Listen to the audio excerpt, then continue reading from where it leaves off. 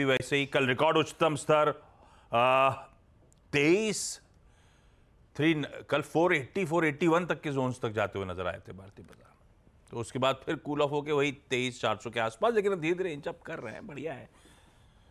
पिछले हफ्ते के अच्छे मूव्स के बाद इंडेक्स पे शायद कंसोलिडेशन है, दायरे बंद है, पॉजिटिव बायसनेस के साथ है, ब्रॉडर मार्केट्स हरकत में नजर आ रहे हैं। तो ठीक है, मार्केट्स बुरे नहीं रहे इस हफ्ते भी, इस बड़े इवेंट्स के बाद वाला वीक जो फॉलो अप वीक था वीरो। लेकिन आज आखिरी दिन सेशन का और एक एक्सटेंडेड वीकेंड, मल्टीपल एक्सपायरी सामने खड़ी है। ऐसे में पोजीशनिंग कैसी है बाजार की, अप्रोच क्या रखा जाए, क्या रणनीति बनाए निफ्टी पे भी और साथ साथ निफ्टी बैंक पे भी। गुड मॉर्निंग आशीष, गुड मॉर्निंग हर्षिता। देखिए, हैप्पी मतलब बाजार काफ़ी खुश है, ब्रेथ अच्छी है, कैपिटल गुड्स बहुत सारे अगर आप देखें स्पेसेस अच्छा कर रहे हैं, बट इंडेक्स ट्रैप्ड है आशीष।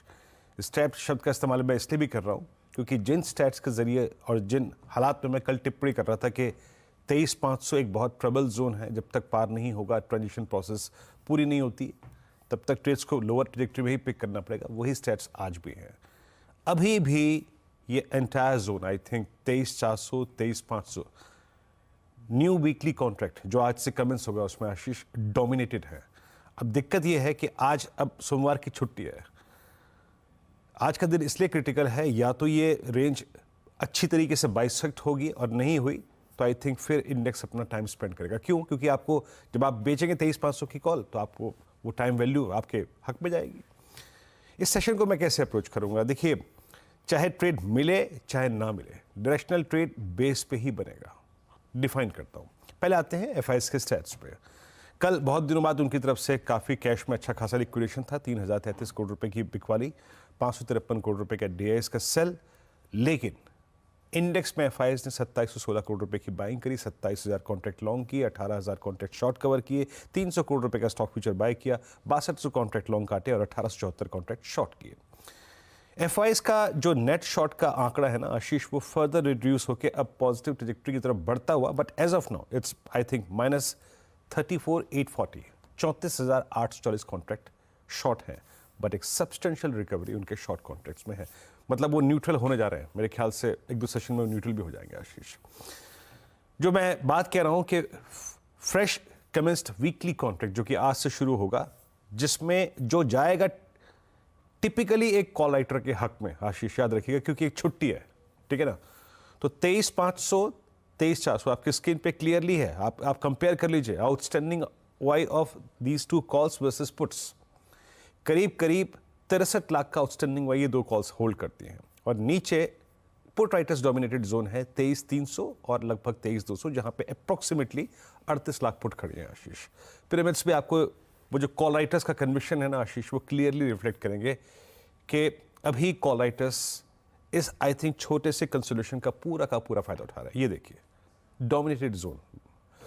मेरी अप्रोच क्या है? देखिए, मैं फिर कह रहा हूँ, या तो आप ऑप्शन राइटर हो या फिर अगर आप एक डायरेक्शनल ट्रेडर हैं तो इस बात को मान लीजिए कि 23,500 और 23,450 एक टफेस्ट जोन है, और एज ए ट्रेडर अब आपको यही रेंज को ट्रेड करना पड़ेगा टिल द टाइम हम 23,500 बाइसेक्ट नहीं कर रहे। कैसे? बेस लेके आइए। बेस जैसे कि मैंने रीड करवाया आपको और आई थिंक देखा आपने कि 23,300 की पुट ही एक सब्सटेंशियल ओआई होल्ड करती है along with 23,200।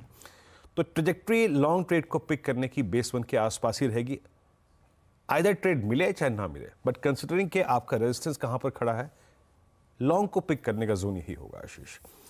No shorting thought till we have base 2, और ये जो भी ट्रेड आप इस रेंज में पिक करें, याद रखिएगा अगर मिल रहा है तो उसको एग्जिट करने का जोन 23493 या फिर 511 है। इवन अगर आपने कल भी कोई लॉन्ग ट्रेड लिया है तो उसको बुक करने का जोन ये है। मैं फिर कह रहा हूं, ये weekly contract as per the placement और एक दिन की छुट्टी के मद्देनजर जाएगा कॉल राइटर्स के फेवर में, बट इन एनी केस अगर निफ्टी स्पॉट 23,511 के ऊपर सस्टेन होता है, दैट मीन्स आज एसबीआई की प्लेसमेंट बहुत अच्छी है। रिलायंस क्या करेगा? अगर 511 के ऊपर सस्टेन होता है, देन हमारे लिए फर्स्ट इंस्टेंस में आशीष 23,556, 586 और 610 का जो क्लस्टर है, 623 का जो क्लस्टर है, वो खुल जाएगा। ऐसे अप्रोच कीजिए निफ्टी को। और फिर कह रहा हूं, लॉन्ग ट्रेड को जब पिक करेंगे प्लीज अपने रिस्क रिवॉर्ड रेशो का ध्यान रखिएगा।